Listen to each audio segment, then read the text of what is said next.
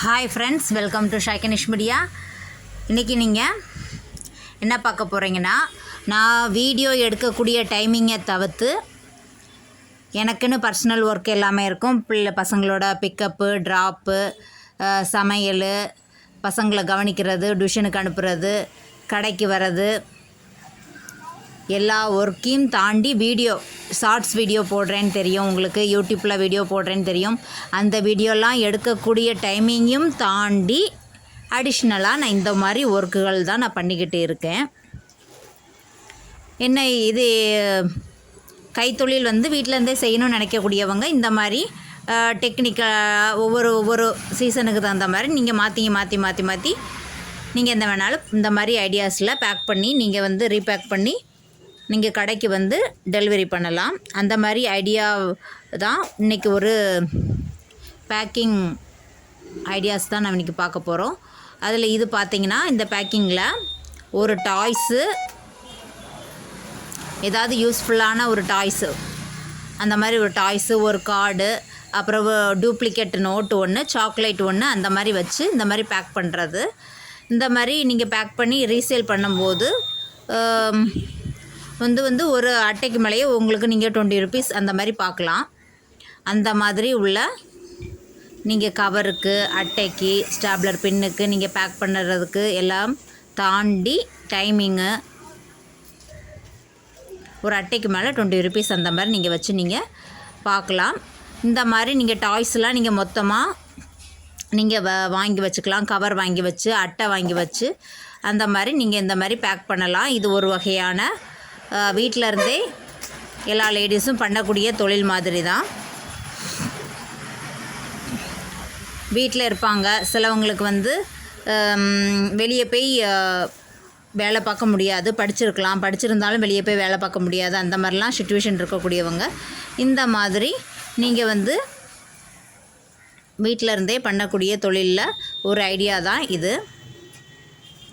நான் காலையிலேயே எந்திரிச்சு வீட்டில் நைட்டு வரைக்கும் உள்ள சமையலை காலையிலேயே ப்ரிப்பேர் பண்ணி ரெடி பண்ணி ஒதுக்கிட்டு படப்பட நானும் குளித்து எடுத்து புறப்பட்டுட்டு பசங்களையும் ஹஸ்பண்டையும் ரயில்வே ஸ்டேஷன்லேயும் ஸ்கூல்லேயும் விட்டுட்டு திருப்பி ஷாப்புக்கு இந்த மாதிரி பேக்கிங் ப்ளஸ் கடைக்கு ஆள் வரும்போது மட்டும் அட்டன் பண்ணிப்பேன். மற்ற நேரம் ஃபுல்லாகவே இந்த மாதிரி பேக்கிங் ஒர்க்கும் அடிஷ்னலாக பண்ணிகிட்ருப்பேன். அதுக்கிடையில் நான் இப்போ அவங்கள கொண்டு போய் விட்டுட்டு வீட்டுக்கு வருவேன் பாருங்கள். வந்த உடனே தான் படப்படன்னு உங்களுக்கு ஷார்ட்ஸ் வீடியோஸ் எடுத்து அப்டேட் பண்ணுறது. ஷார்ட்ஸ் வீடியோ அப்டேட் பண்ணிவிட்டு அந்த கையோடய தான் கடைக்கு இந்த மாதிரி பேக்கிங் ஆரம்பிப்பேன். பேக்கிங் ஆரம்பித்து திருப்பி அது ஒரு 2:30 மணி வரைக்கும் ஓடும். திருப்பியும் பசங்களை ஸ்கூலில் போய் கூப்பிட போகணும். திருப்பியும் பிக்கப் ட்ராப்பு கொண்டு போய் விட்டுட்டு திருப்பி பசங்களுக்கு ஸ்நாக்ஸு, இதெல்லாம் ரெடி பண்ணி வச்சுட்டு திருப்பியும் 4 o'clock கடையை ஓப்பன் பண்ணணும். கடையை ஓப்பன் பண்ணக்கூடியது 10 o'clock 9:30க்கு மேலே தான் கடையை க்ளோஸ் பண்ண முடியும். அந்த டைம் வரைக்கும் திருப்பியும் சேல் பண்ணுறது, இந்த மாதிரி பேக்கிங் பண்ணுறது, அந்த மாதிரி ஒர்க் எல்லாமே நடக்கும். இந்த மாதிரி தான் என்னோடய ரெகுலர் ரொட்டீன் போகுது. ரெகுலர் ரொட்டீனில் ஒரு பார்ட் நீங்கள் பார்த்துருக்கீங்க, இன்னொன்று நீங்கள் சமையல் வீடியோஸ் பார்த்துருக்கீங்க, ஷார்ட்ஸ் வீடியோ போடுறது பார்த்துருக்கீங்க. ரெகுலர் ஒர்க்கில் இதுவும் என்னுடைய ஒரு ஒர்க்கு. எத்தனை சொந்தம் பந்தம் காரியம் கணக்கு எது இருந்தாலும் நம்ம கையுங்காலும் மட்டும்தான் நமக்கு. அதில் நம்ம என்றைக்குமே நம்ம உறுதியாக இருக்கணும். நம்மளுடைய ஃபுட் ஹேபிட் எவ்வளோ முக்கியங்கிறது நம்ம வீடியோஸில் நிறையவே அப்டேட் பண்ணியிருக்கோம்.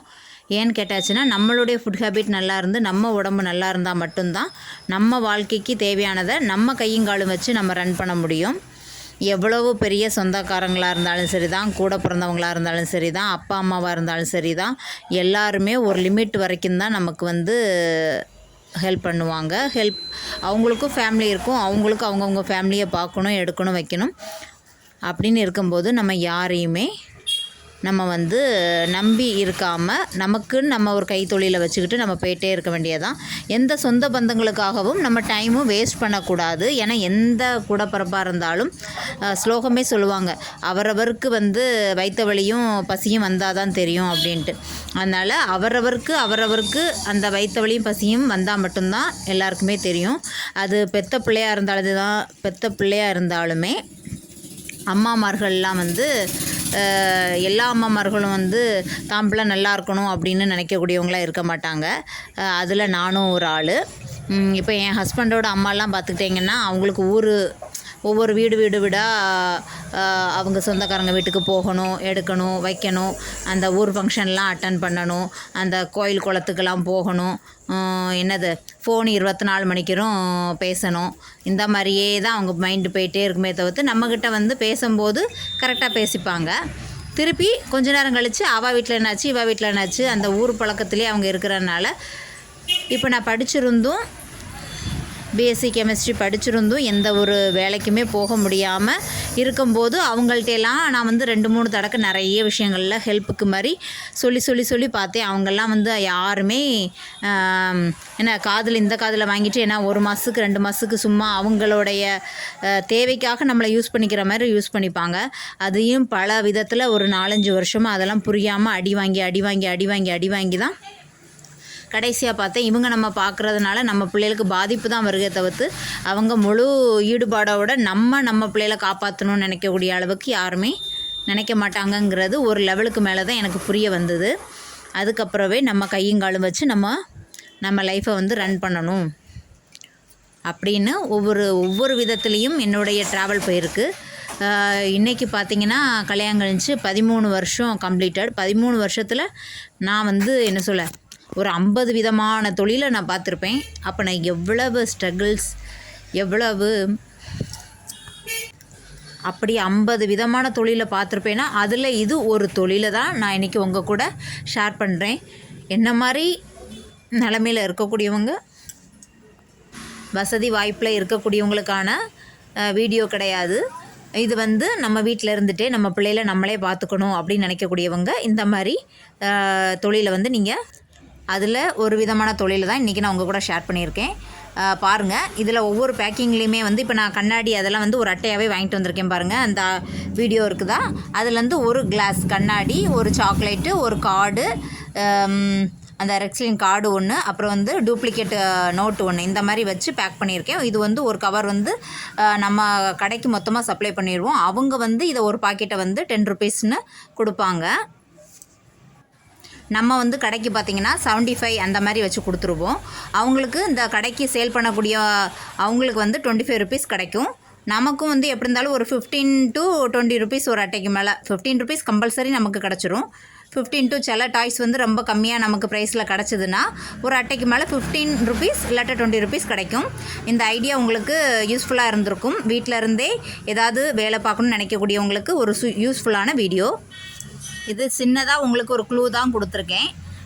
இந்த 13 வருஷத்தில் நான் 50 விதமான தொழிலை பார்த்துருக்கேன் அப்படின்னு சொல்லியிருக்கேன். அதில் ஒரு பார்ட் இன்றைக்கி உங்கள் கூட நான் ஷேர் பண்ணியிருக்கேன். நீங்களும் இதை வித்தியாசமாக நீங்கள் உங்கள் யோசனை போல் யோசித்து நீங்கள் ப்ரிப்பேர் பண்ணிக்கலாம். அது எதுவாக வேணால் இருக்கலாம். ட்ரை பண்ணி பாருங்கள். இந்த வீடியோ உங்களுக்கு ரொம்ப பிடிச்சிருக்குன்னு நினைக்கிறேன். பிடிச்சிருந்தா சப்ஸ்கிரைப் பண்ணுங்கள், பக்கத்தோடைய பெல் பட்டனை கிளிக் பண்ணுங்கள், உங்கள் ஃப்ரெண்ட்ஸ் அண்ட் ஃபேமிலி சர்க்கிளுக்கு ஷேர் பண்ணுங்கள். பாய்.